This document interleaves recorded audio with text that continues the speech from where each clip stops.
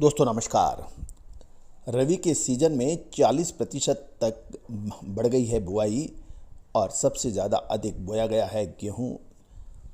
साथ साथ खबर निकल के आ रही है कि उत्पादन में 5% घटने से आलू और टमाटर जैसे महत्वपूर्ण अ, सब्जियों के भाव बढ़ सकते हैं। साथ साथ गेहूं और सरसों का रकबा भी बढ़ने के समाचार मिल रहे हैं। जानिए पूरी रिपोर्ट विस्तार से।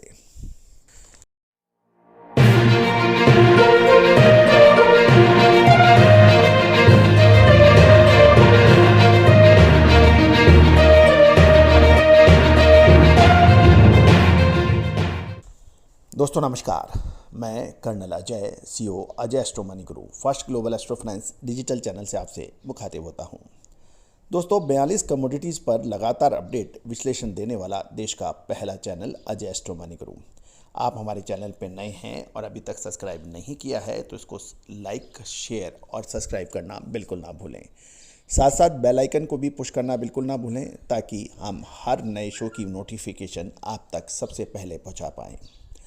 दोस्तों खबर निकल के आ रही है कि रबी सीजन की शानदार शुरुआत हो गई है और 28 अक्टूबर तक रबी की फसलों की बुआई का रकबा 40% अधिक बताया जा रहा है।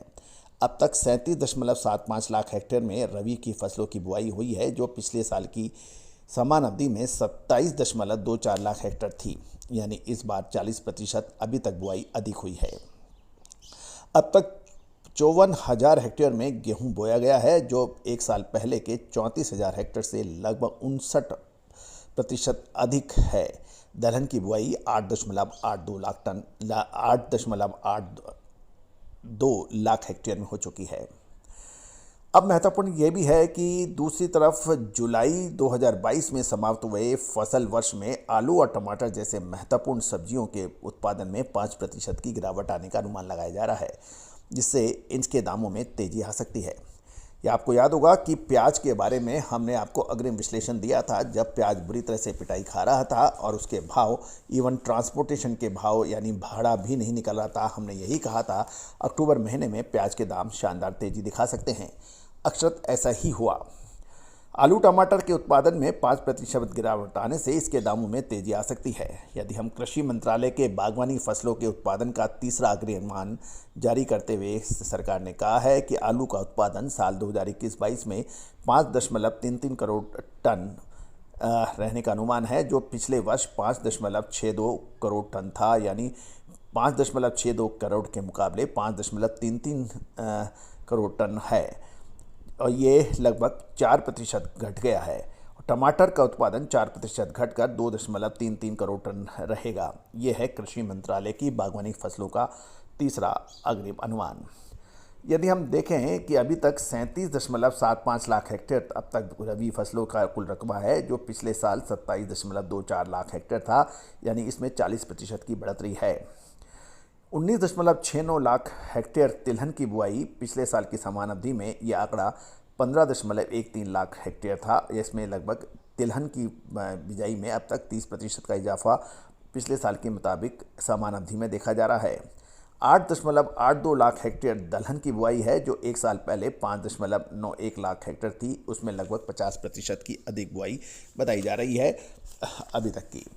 यानी रबी का फसलों का रकबा बढ़ गया है। यदि हम पूरा डिटेल देखें कि रबी सीजन में अब तक की बुआई कितनी हुई है, गेहूं में लगभग 59% की अधिक बुआई है पिछले साल के मुकाबले।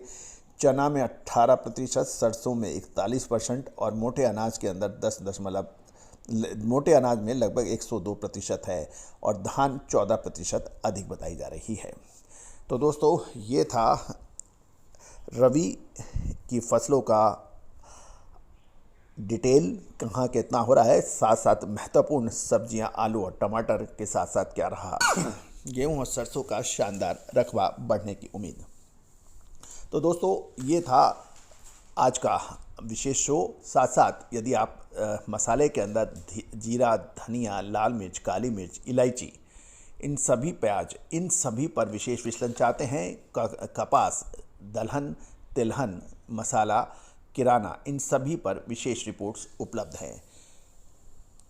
दोस्तों धनिया एक महत्वपूर्ण मसाला माना जाता है। इसकी विशेष रिपोर्ट मामूली शुल्क अदा करने पर भी मिल सकती है।